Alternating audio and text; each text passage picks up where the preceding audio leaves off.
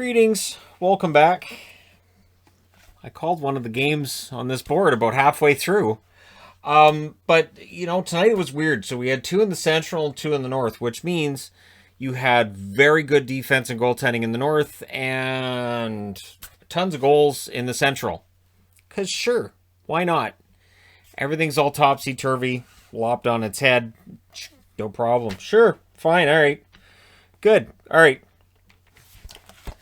Chicago and Carolina wearing Whalers, brass bonanza playing when they score goals, all this other wonderful stuff. It's always nice when they wear the Whalers gear, whether it's the greens from last year or these gray ones this year. I like them, although the green numbers, hard to pick up. The one thing I've noticed with a lot of the reverse retros is that the numbers don't have enough contrast from the actual color of the jersey.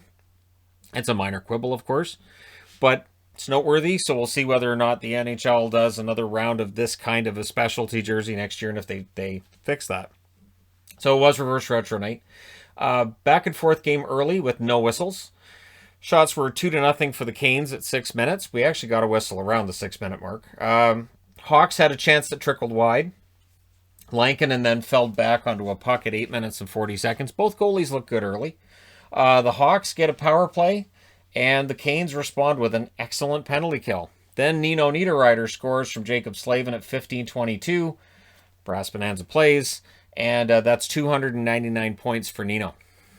I threw that on the board because they had that on TV, and little did I know Nino was in for a big night. Second period, early chances for the Canes. They were pressing, and it was all Canes for the first 4 minutes, and then Trocheck scores from Bean and Niederreiter at 4:03. So that's point number 300 for Nino Niederreiter, a player who, honestly, I think is underrated in today's NHL. So might have made up a board while I was in between periods tonight to do a career video on Nino Niederreiter. I'll try to figure out a way to get that put in there tomorrow. Canes maintained the momentum. And then the Canes thought it was 3-0, but no, hits the post. They thought it was in. Lankinen denies Fogle. There's a power play then for the Hawks. There was a good chance for Kurashev, but that power play was killed off by the Canes. The Canes press. They get a power play out of it. Lankinen denied Necas, and Necas then hit the post on his next opportunity. Slavin then would hit the post, and then the puck goes the other way. DeBrincat to Kane, 16:39. That was right after the power play ended. So on that power play, Necas robbed once, hits the post another time. Slavin hits a post, and then Kane scores in the other direction from DeBrincat. So that felt like it was a huge goal, because it was. And then the momentum really shifted to the Hawks late in that period, and they'd score with 11 seconds left. It's Mitchell with a nice goal for the rookie defenseman, right? From Kempf and from Kane at 19:49, and that was during a delayed penalty. So they set up 6-on-5, they got the goal, and they tied up at 2 after 2. And this is kind of how Chicago's been playing, that you can't count them out in any game. So third period, early chances for Carolina. They get a power play, and they score on it. So the power play comes through for them tonight. It's Necas from Gardner and Teravainen at 2:26. So Necas, remembering he hit the post and that he was denied, and decides, I'm going to put that in the net. And he did. So that restored the lead to 3-2 for them. Necas was then robbed again 30 seconds later. Oh, I also want to throw in that the shot from Necas actually did hit the post, and then DeHaan gloved it accidentally into his own net. So technically, the post was Necas's kryptonite tonight, but DeHaan was nice about it. Necas robbed again 30 seconds later. He had a great game. Chances at both ends of the rink after that. The Canes go to the power play again, but it turns into a 4-on-4 for 1 minute and 4 seconds. And then with 6:24 left, they get another power play, and they score on this one. Niederreiter gets point 301 from Fast and Necas at 15:04. The Chicago Blackhawks decided to pull the goalie with 3 minutes and 20 seconds left, which allowed Jacob Slavin to hit the empty net at 16:46. Now, just to keep things interesting, there's a penalty on Carolina, and so Chicago goes for it. They score Soderberg from Kane and Boquist at 19:09 on the power play. So Chicago makes it respectable, but Carolina wins this one 5-3. They go to 11-3-1. Chicago drops to 9-6-4. Shots in this one, 9-7 Chicago in the first, 15-10 Carolina in the second, 16-10 Carolina in the third. Final shots, 38-29 in favor of the Hurricanes. Power play, Chicago 1 for 4, Carolina 2 for 4. Lankinen 33 saves on 37 shots. Again, another great game for the guy. And Reimer saved 26 out of 29. Love the Whalers helmet from Reimer. Absolutely fantastic. Moving along. Florida. Well, so, yeah. Let's move on to Edmonton and Calgary. No, there's a Detroit fan somewhere saying, yes, that's what he should do. I won't. We're going to go through this game. So Detroit has played well. This was not a game where they played very well, though. This was a game where a team came in, and it kind of felt like from the beginning maybe that Florida decided, you know, we've let these guys stay in games for too long. We need to really go out there and make a statement. This felt like a statement game. So early chances for the Wings. The Wings were actually ahead 3-0 in shots 2 minutes in. The Wings press at 5 minutes. Didn't get shots out of that. The puck goes the other way, and it's Lamico scoring from Connolly and Yandel at 6:08. The way the Wings were reacting, I think they thought that the puck had been iced, that it was an icing. If you look on the replay, though, you can see that a Florida stick touched the puck just past the blue line, that the puck changes trajectory. So that's the way it looks. And again, you play to the whistle. Uyghur would then score less than 2 minutes later from Huberdeau on a fantastic pass from Huberdeau. That's at 7:58. That makes it 2-0. Detroit goes the other way and Fabry hits a post. That goes in? Who knows? It didn't. Power play for the Red Wings. That power play tonight was terrible. And Florida's penalty kill was very good. It was a mix. So I'm not going to take anything away from Florida's penalty kill on this, but that Detroit power play, it's got to be better than that. They have to produce opportunities. Hornquist would then score from Yandel and Huberdeau at 12:44. So Hornquist continues this amazing run that he's been on for Florida. Absolutely ridiculous. But then, less than 3 minutes later, Ryan scores from Fabry at 14:06. That ends a 15-game drought without a goal for Bobby Ryan. That's his 5th of the season. And so it makes it 3-1. So you're thinking, okay, so if they could just avoid that letdown, but before you've really let that thought percolate in your brain, Barkov has scored from Verhaeghe and Stroman at 15:15. Speaking of players off to ridiculous starts for Florida, Exhibit B is Carter Verhaeghe. Absolutely insane numbers being put up by Verhaeghe right now. Power play then for the Wings before the period's out, and of course it's killed off. So we go to the second period. Reimer it's Bernier. I put Reimer up there because of the Carolina game, so I'm just going to change that. Reimer was traded in the middle of the game in Carolina. So yeah, Bernier starts the second period. It was a mercy pull for Greiss. It wasn't Greiss's fault. Did I get it right here? I did get it right here. I just got it wrong there because I was switching back and forth between the games. Barkov. Beast mode Barkov. When he goes into his beast mode, you can't get the puck off his stick. Detroit does take a penalty in that situation, so he draws one.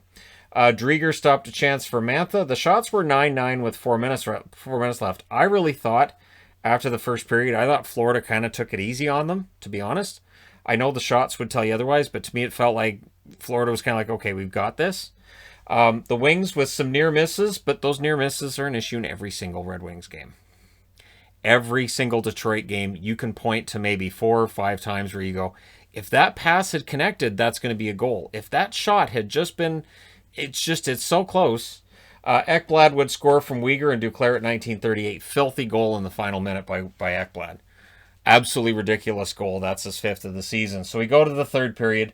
The Wings get a power play early. It wasn't great, but after it was done, Filppula scores from Fabry and Larkin at 2:49, which was right after the power play ended, and it was a Duclair own goal. So, Filppula gets credit for that.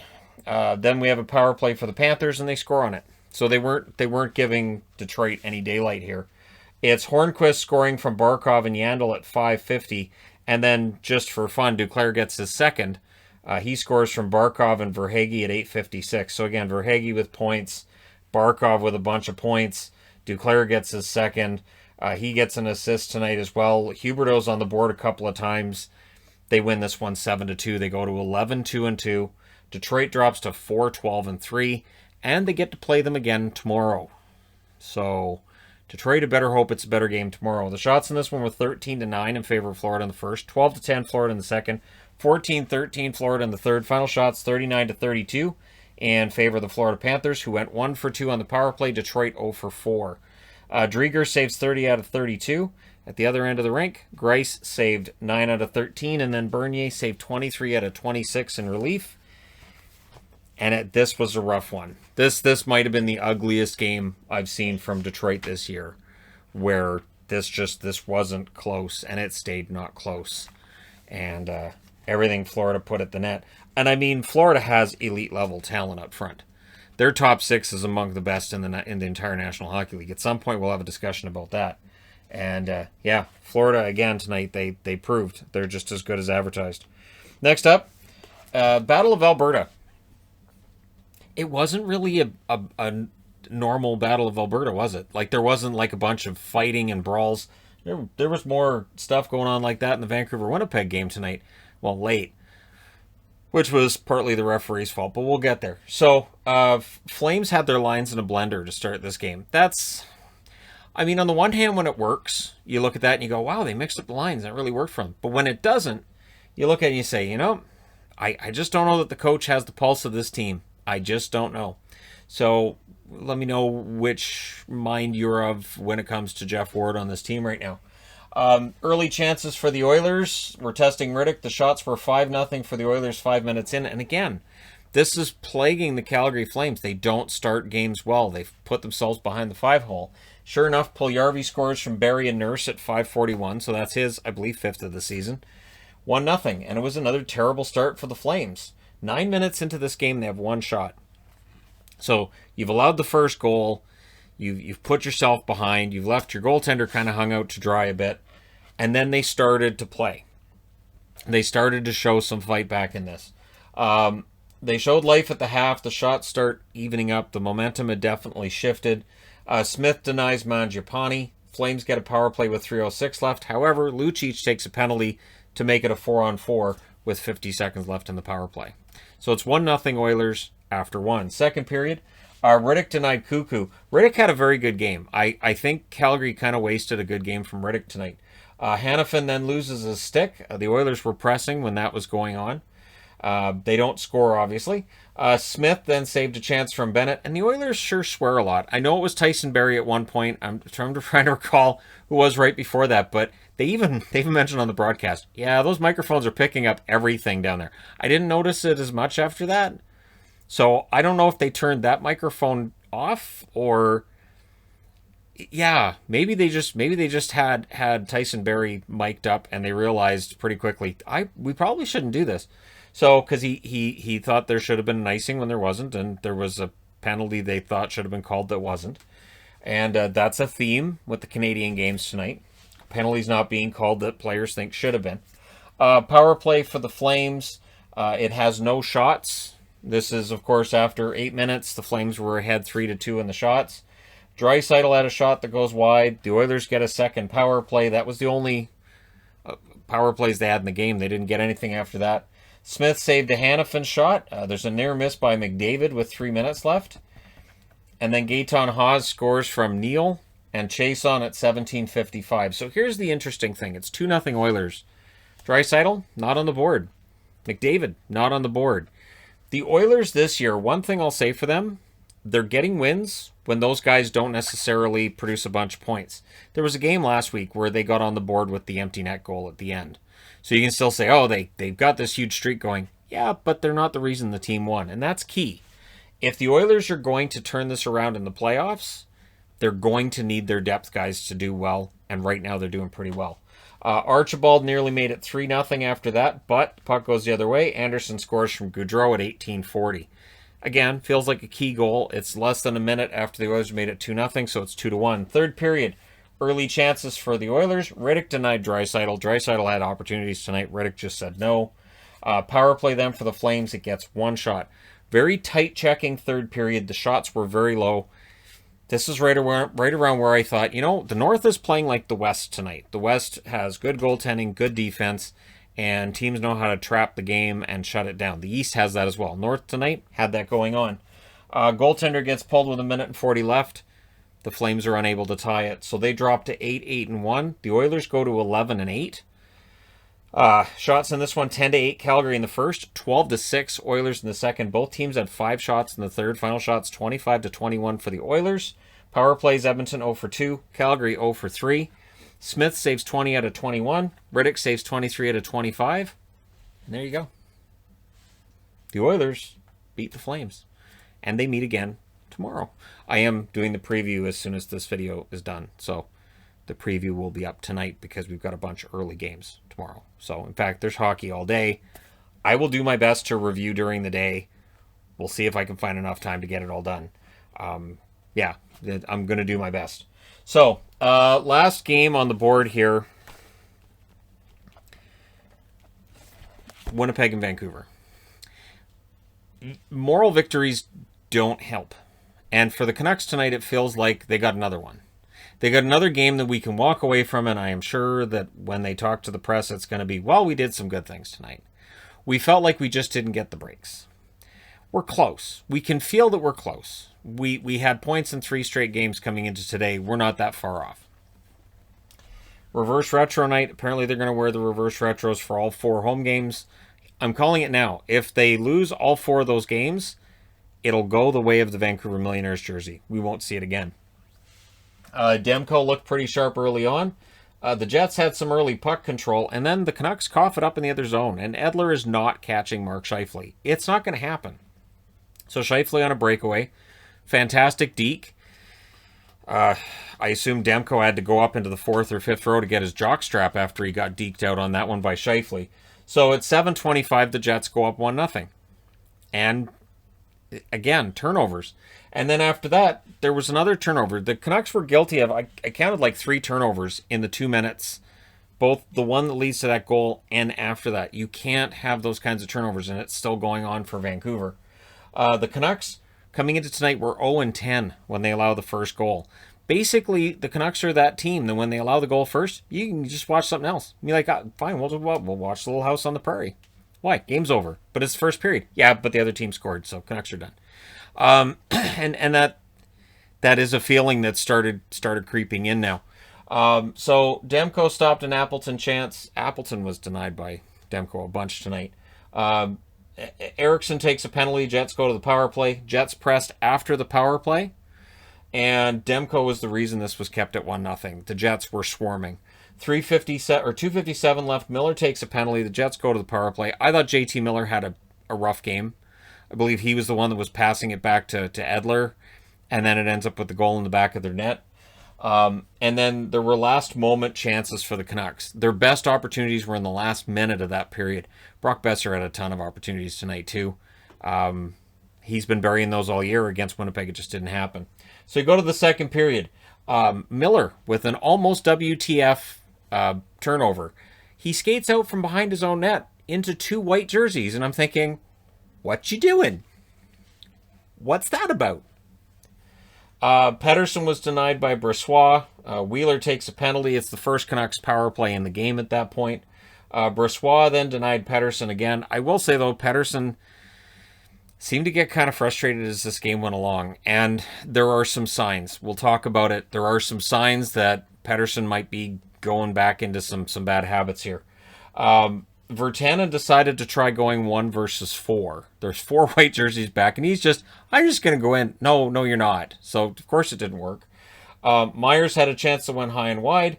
Besser, absolutely magical moves there, and it went wide. And it was like, that was the play. That was the play. He was going to score. It was going to be great. It didn't go in because it was not meant to be tonight. Schmidt then with a breakaway, which was stopped. Nice breakaway by Schmidt. He knew exactly when to break on that puck. 2:29 left. Stastny takes a penalty. That's the second power play for the Canucks. Jets thought they had a goal with 11.5 seconds left. They reviewed it, and they said no. I think the puck was in, but there wasn't a camera that showed it was in. So I think the puck did cross the line. I didn't see an angle that said that it didn't necessarily, but you can't see that it's in the net.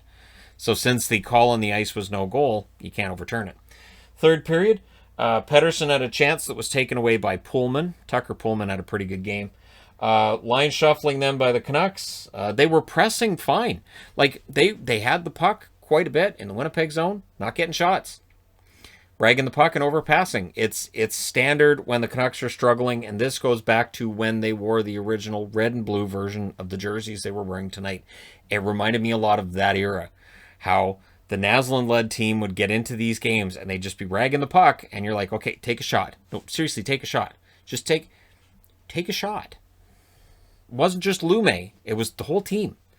Lume though, was, I think of all of the Canucks defensemen I've seen, Lume might be the one that I yelled shoot the most at. Absolutely. Because Lume had a pretty good shot, just didn't shoot enough. So Pettersson then tried to do it 1-on-5. So there were no whistles for 8 minutes, which is great for the Jets in this game. And then Pettersson decides, I'm going to go through the whole team myself. This is what you have to watch for. Where Pettersson decides, I'm going to put the team on my back, which is okay if you have your line mates alongside you and you have a plan. But if you're just, I'm going to go through with this whole defense by myself, it's not going to work. And in this case, it didn't. And I'll watch and see if this happens again on Sunday. If this is a pattern now where he decides, I have to do this myself. Very few players can do that. McDavid, Kane, Braden Point's shown signs of that. Stamkos, when he's healthy and he's on, he can do it. Barkov in Florida. Eichel in Buffalo can as well. There are players who can. Pettersson, I don't think he's got the strength to get that done. And I'm not saying that as an insult to him. It's just those guys are so strong on the puck. It's part of the reason why Barkov and guys like Bergeron are Selkies, because they play so well, so strong defensively and so strong at both ends of the rink. Pettersson has some of that. He's working on it, but the 1-on-5 thing's not going to work. Demko then stopped another chance from Appleton. Brossoit stopped Höglander. Then it happens. Forbort gets upset. So here's what happened. Höglander goes in and he hits Forbort. Forbort thought it was a head hit. Now, should there have been a penalty there? Maybe. I will concede. Could it have been a head hit? Yes.